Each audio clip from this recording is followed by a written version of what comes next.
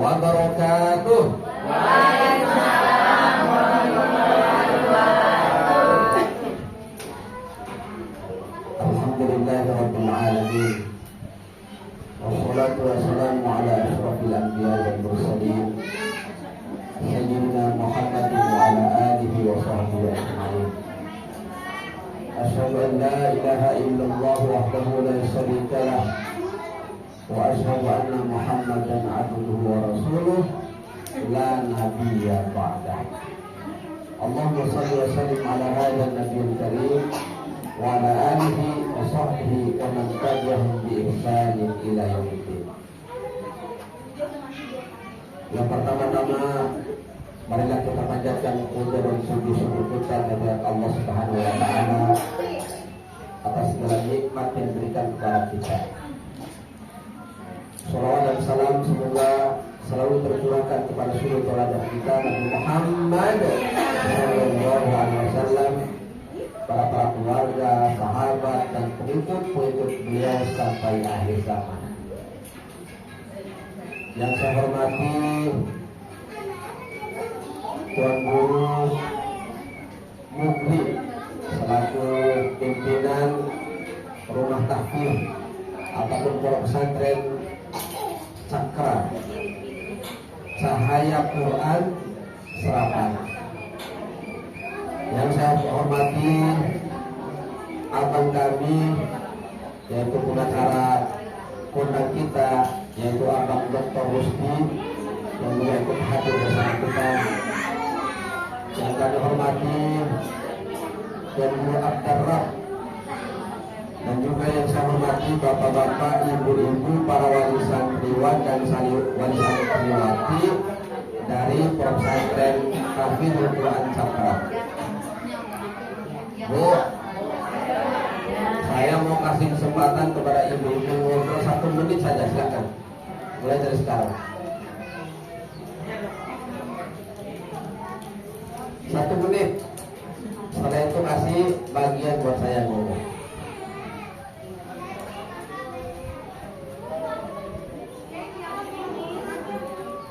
Sudah?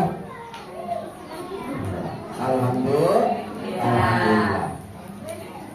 Bapak-bapak, ibu-ibu yang dimuliakan oleh Allah Subhanahu wa taala. Ada nenek-nenek enggak? Nenek-neneknya ada? Hah?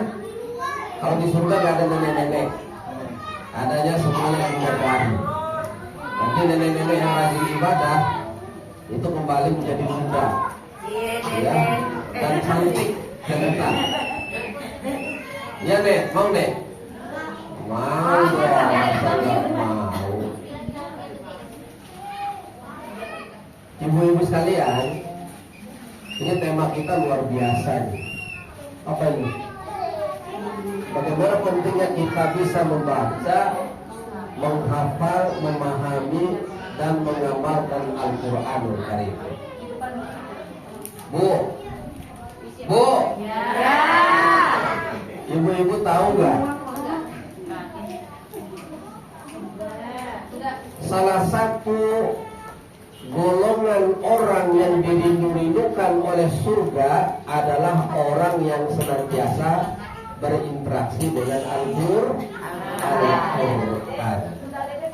Jadi salah satu golongan orang yang dinanti-nantikan, dirindu-rindukan oleh surganya Allah Subhanahu wa taala adalah orang yang pintar membaca Al-Quran. Kalau kita yang ingin masuk surga, wajar nggak? Wajar. Mau orang manapun kita, mau kulitnya itu setengah matang seperti Ustadz Abdarab, atau yang putih seperti Mas Hebat ini, sekuni, kalau ditanya apakah ingin masuk surga, pasti jawabannya kepengen. Mau cantik ke, mau tidak cantik ke, mau nenek-nenek ke, mau anak-anak ke, siapapun orangnya, kalau kita tanya apakah ingin masuk surga, pasti ingin masuk surga. Lalu pertanyaannya ibu-ibu sekalian, apa sih kuncinya untuk memasuki surganya Allah? Nah, di dalam sebuah hadis disebutkan Rasulullah Shallallahu Alaihi Wasallam bersabda, al jannatu mustaqatun ila arba'ati nafarin. Surga sangat rindu, sangat menanti-nantikan 4 macam golongan manusia. Siapakah mereka? Yang pertama adalah talil Quran, yaitu orang yang senantiasa membaca Al-Quran. Jadi orang-orang seperti kita, Bapak Ibu sekalian, walaupun kita sebagai orang tua tidak bisa ngaji misalnya, umpama kalau di sini insya Allah bisa semua. Alhamdulillah, berkat guru-guru. Jadi kalaupun kita sebagai orang tua belum bisa membaca Al-Quranul Karim, mudah-mudahan dengan kita menitipkan anak-anak kita ke pondok pesantren ataupun rumah tahfiz dakra ini, kemudian kecipratannya sampai kepada kita sebagai orang tua. Masa iya sih anak kita sudah menjadi anak yang soleh dan solehah, kecipratannya tidak sampai kepada kita sebagai orang tua, ya enggak? Lalu kenapa sih orang-orang yang senantiasa membaca Al-Quranul Karim, orang yang mau belajar Al-Quranul Karim, membaca Al-Quranul Karim, memahami Al-Quranul Karim, mengamalkan Al-Quranul Karim, mengajarkan Al-Quranul Karim sampai kepada orang-orang yang menghafal Al-Quran, kenapa mereka itu begitu dimuliakan oleh Allah Subhanahu wa Ta'ala? Kenapa, Bu? Karena yang pertama, kata Nabi di dalam sebuah hadisnya yang pendek, ya, di dalam sebuah hadis Rasulullah Shallallahu Alaihi Wasallam bersabda, khairukum man ta'allamal Quran wa'allama.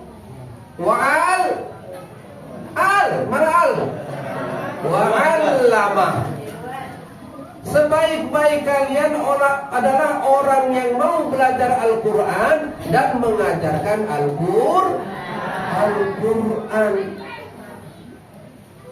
Jadi apapun yang menjadi latar belakang kita, nih anak-anak kita kan kalau ditanya sekarang nih, nah kalau sudah besar nanti kamu cita-citanya mau jadi apa? Nah, apa jawaban mereka? Ada yang ingin jadi pilot, ada yang ingin jadi guru, ya, ada yang ingin jadi pejabat, ada yang ingin menjadi pengacara, ada yang ingin menjadi pengusaha, ada yang ingin jadi anggota DPR dapur, ya. Dan bahkan ada di antara anak kita itu kalau ditanya apa cita-citanya, ada di antara mereka yang ingin menjadi presiden.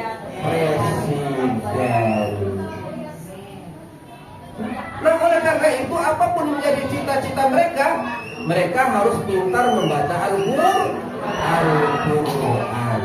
Kemudian yang kedua, kenapa sih orang yang sering membaca Al-Quran, yang mau belajar Al-Quran, kenapa sih begitu dimuliakan oleh Allah Subhanahu wa Ta'ala? Karena ternyata kalau kita baca Al-Quran, ibu-ibu sekalian, itu akan meninggikan derajat kita. Tidak hanya derajat kita di dunia, akan tetapi akan meninggikan derajat kita di hari akhirat. Apa dalilnya? Misalnya di dalam sebuah hadis dikatakan, innallaha yarfa'u bihadzal kitab aqwaman wa yadh'u bihi akharin. Sesungguhnya Allah Subhanahu wa Ta'ala akan meninggikan derajat suatu kaum berkat Al-Quran ini, dan juga akan merendahkan suatu kaum ataupun akan merendahkan seseorang berkat Al-Quran ini. Artinya apa? Kalau kita ingin ditinggikan derajat kita oleh Allah Subhanahu wa Ta'ala, maka kita harus pintar membaca Al-Quran. Tapi kalau kita ingin dihina oleh Allah Subhanahu wa Ta'ala, maka bagi orang itu adalah ancaman bagi orang-orang yang tidak mau belajar Al-Quran. Saya senang sekali ya mendengar bahwasanya ibu-ibu yang ada di sini sudah rata-rata bisa membaca Al-Quran, walaupun belum mahir bu, walaupun belum pintar banget, tapi ketika kita mau saja belajar Al-Quranul Karim, itu sudah dicatat kebaikannya oleh Allah Subhanahu Wa Taala. Pak siapa namanya? Hah? Pak Sukirno. Pak Sukirno bisa ngaji nggak? Pernah jadi guru ngaji? Berapa tahun? Belum lama. Oh, Pak Sukirno ini pernah ngajarin ngaji. Nah, oleh karena itu, ibu-ibu sekalian, di dalam sebuah hadis dikatakan bahwasannya al-mahiru bil Quran ma'as safaratil kiramil bararah walladzi yaqra'ul Quran wa yata'tamu fihi wa huwa alaihi syaqul lahu ajran. Ini dengar ini. Orang yang pintar, orang yang mahir membaca Al-Quranul Karim, niscaya di hari kiamat nanti akan dikumpulkan bersama dengan para malaikat yang mulia lagi taat. Luar biasa nggak? Sedangkan orang-orang yang masih terbata-bata dalam menyebutkan huruf-huruf Al-Quranul Karim, atau mungkin masih terasa berat lidahnya dalam menyebutkan huruf-huruf Al-Quranul Karim, falahu ajrani, maka mereka itu tetap mendapatkan dua kebaikan, dua pahala. Dua pahala itu bukan sedikit bu. Emang Al-Quran berapa juz? Hah? 30 juz. Kan ada tuh cerita, ya, seorang pejabat datang sebuah pesantren. Begitu datang, kiainya bilang, ya, datang menghadiri acara wisuda. Ya, wisuda tahfiz Al-Quran 30 juz. Ketika datang, kiainya bilang, Pak, alhamdulillah santri-santri kita ini sudah hafal Al-Quran 30 juz, Pak. Oh, alhamdulillah, tinggal berapa lagi katanya. Nah, jangan sampai kita nggak tahu. Kemudian berapa surat? 114 surat. Kemudian berapa ayat? 6.236 ayat. Ada juga yang mengatakan 6.666 ayat. Belum lagi huruf-hurufnya. Berapa hurufnya itu? Coba kalau dikalikan dengan 2, berapa pahala yang akan kita peroleh di sisi Allah Subhanahu wa taala. Maka di hadis yang lain juga dikatakan, man qara'a harfan min kitabillah, barang siapa yang membaca Al-Quran satu huruf saja, kata Nabi, falahu hasanatun, maka baginya akan mendapatkan satu kebaikan. Wal hasanatu bi asyri amsalha, sedangkan satu kebaikan itu akan dilipat gandakan oleh Allah Subhanahu wa taala menjadi 10 kebaikan. Sampai-sampai nih, Bu, sampai-sampai Nabi dalam meyakinkan kita sebagai umatnya, beliau bilang begini, saya tidak mengatakan alif lam mim itu satu huruf, akan tetapi alif satu huruf, lam satu huruf, dan mim satu huruf. Berarti berapa pahala yang akan kita peroleh ketika kita membaca alif lam mim saja, Bu? Berapa? Tadi kan satu huruf 10. Kalau 3 huruf berapa? 30. Ya, Nek? 30 pahalanya. Belum lagi nih, setiap kita sholat baca surat Al-Fatihah. Malam Jumat kita baca surat Yasin. Ibu-ibu lagi hamil baca surat apa biasanya? Ya, Ar-Rahman, Yusuf, dan lain sebagainya. Kalau kita hitung pahalanya, betapa banyak pahala yang akan kita raih di hadapan Allah Subhanahu wa taala. Apalagi kita membaca Al-Quran di bulan suci Ramadan, yang pahalanya itu mulai dari 10 sampai 700 kali lipat oleh Allah Subhanahu wa taala. Makanya Bapak Ibu sekalian beruntung Bapak Ibu sekalian telah menitipkan putra dan putrinya untuk diajarin ngaji di cakra ini. Sebab kenapa? Ternyata masih ada saudara-saudara kita, tetangga-tetangga kita yang belum terketuk hatinya untuk apa? Untuk mau belajar ngaji. Walaupun padahal ya rumah tahfiz ataupun TPA itu gratis. Ya kalaupun ada bayarannya, ya nggak apa-apalah buat infak. Infak itu kan akan kembali kepada kita berkahnya, iya nggak? Ya buat gaji gurunya nggak masalah. Bahkan akan menambah keberkahan putra dan putri kita. Kemudian hadis yang lain, Bu. Di dalam sebuah hadis yang lain itu ternyata kedudukan kita sebagai orang yang sering membaca Al-Quran di surga nanti itu tergantung dari sedikit banyaknya kita membaca Al-Quran. Apa dalilnya? Yuqalu li sahibil Quran, akan dikatakan kepada sahib Al-Quran, Iqra, bacalah Al-Quran, wartaq, naiklah derajat kalian di dalam surganya Allah. Warattil kama turattilu fid dunya, dan bacalah Al-Quran sebagaimana kalian pernah membaca di dunia. Fa inna manzilataka inda akhiri ayatan taqra'uha, karena sesungguhnya kedudukan kamu di dalam surganya Allah Subhanahu wa taala sebagaimana ayat yang terakhir yang pernah kalian baca di dunia. Artinya apa? Semakin sering kita berinteraksi dengan Al-Quran, semakin sering kita membaca Al-Quranul Karim di dunia ini, maka akan semakin meninggikan derajat kita di dalam surganya Allah Subhanahu wa taala. Ada waktu kan? Ya, sedikit lagi. Bu, mau tahu nggak, Bu? Anak-anak kita kalau belajar ngaji, apalagi ngafalin Quran, ternyata kita akan dikategorikan sebagai keluarga Allah. Apa dalilnya, Bu? Bagi ibu-ibu yang hafal, maju ke depan. Nanti Dokter Rusdi akan kasih hadiah. Kalau hafal dalilnya itu coba lanjutin. Inna lillahi. Ini hadis ya, hadis bukan ayat. Inna lillahi. Lanjutin. Wa inna ilaihi raji'un. Nenek kamu meninggal.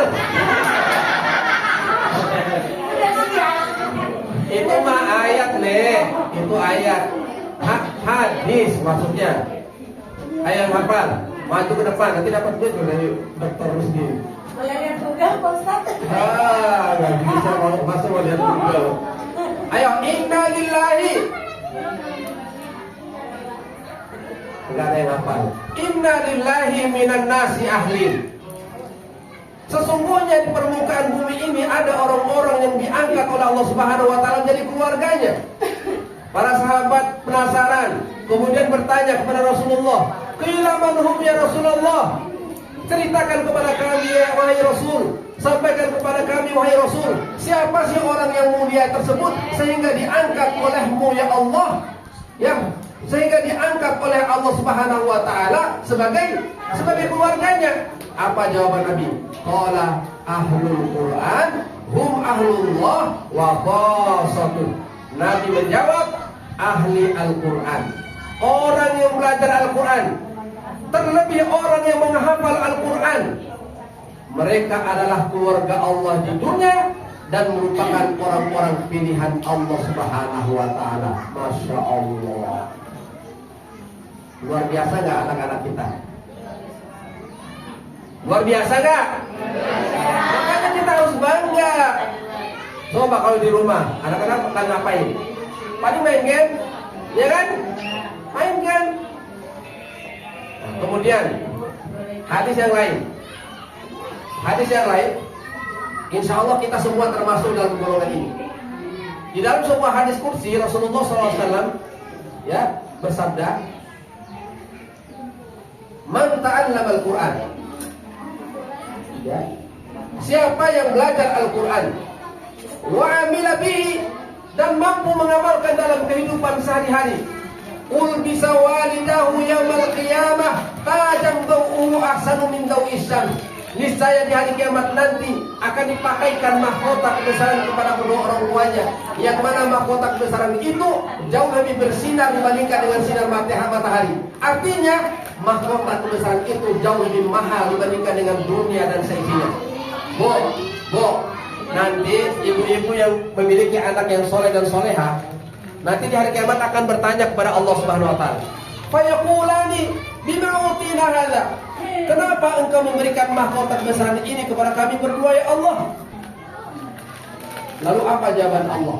Fayuqal bi ahli waladikuma bil Quran, aku memberikan mahkota kebesaran ini kepada kalian berdua wahai orang tua, lantaran anak-anak kalian pintar membaca Al-Quran dan mampu mengamalkan dalam kehidupan sehari-hari. Lanjut. Nah, bentuknya masih banyak lagi ya, keutamaan lain bagi anak-anak kita, bagi kita semua yang sering membaca Al-Quran, yang belajar Al-Quran, memahami Al-Quran, menghafal Al-Quran, mengajarkan Al-Quran, dan memasyarakatkan Al-Quran dalam kehidupan kita sehari-hari. Yang kedua, kata Nabi, orang yang dirindukan surga itu adalah wahafidul lisan, yaitu orang yang senantiasa menjaga lisannya. Termasuk kalau ada orang ceramah, mereka itu jaga lisannya, tidak ngobrol dulu. Ya, dengerin baik-baik, itu ciri-ciri orang yang dirindukan oleh surga Allah Subhanahu Wa Taala. Ya, karena saya ini datang jauh-jauh ya, datangnya dari Bima. Ya, datangnya dari Bima. Bima itu 3 pulau, tapi tinggalnya di sana sebelah. Ya, jadi menjaga lisan itu dirindukan oleh surga Allah Subhanahu Wa Taala. Makanya disebutkan salamatul insan fi hifdzil lisan. Keselamatan seorang itu tergantung apakah dia mampu menjaga lisannya atau tidak. Yang ketiga, dua lagi. Yang ketiga, kata Nabi, orang yang dirindukan oleh surga adalah wa muta'imul ji'an, yaitu orang-orang yang berbagi terhadap orang-orang yang membutuhkan. Nah, pada hari ini Ustadz yakin, saya yakin ya, ibu-ibu ngeluarin infak buat apa? Buat makanan berbuka puasa. Atau sering nyumbang di tempat ini, itu keberkahannya akan kembali kepada kita. Bayangin ya, sebanyak orang yang puasa di tempat ini, kita kecipratan pahalanya. Luar biasa nggak? Ini orang-orang yang pernah nyumbang di acara ini, ya baik itu materialnya, ya atau ilmunya, uang ataupun ilmunya, atau waktunya, tenaganya, itu akan mengalir keberkahannya, akan mengalir pahalanya buat kita. Berapa tadi? 1 huruf berapa pahalanya? 10 pahala yang akan mengalir kepada kita. Kita walaupun ongkang-ongkang kaki lagi tidur, ya, orang-orang juga nih. Karena kita nyumbang tempat ini, kita kecipratan pahalanya. Maka jangan pelit-pelit. Ya, ini bukan pasangan khusus dari beliau ya, enggak. Terakhir, orang yang dirindukan oleh surga Allah adalah was-shaimina fi syahri Ramadan, yaitu orang-orang yang berpuasa di bulan Ramadan. Orang-orang seperti kita. Semoga Allah Subhanahu Wa Taala memberikan kekuatan kepada kita, memberikan kemudahan kepada kita, memberikan kesuksesan kepada kita untuk mengisi hari-hari Ramadan kita dengan berbagai amaliyah ibadah yang terus meningkatkan ketakwaan kita kepada Allah Subhanahu Wa Taala. Dan pasca bulan Ramadan ini, mudah-mudahan interaksi kita dengan Al-Quran semakin meningkat. Yang belum bisa, ya belajar Al-Quran. Yang sudah bisa, tapi bacaannya masih terbata-bata, lancarin bacaan Al-Qurannya. Tingkatkan lagi, pahami ayat-ayatnya. Tingkatkan lagi, ngajarin. Tingkatkan lagi, masyarakatkan Al-Quran. Tingkatkan lagi, jadi penghafal Al-Quran walaupun juz amma. Ini saja yang dapat saya sampaikan. Nabi dan kurangnya mohon maaf. Wallahu muwaffiq ila aqwamit thoriq. Wassalamualaikum warahmatullahi wabarakatuh.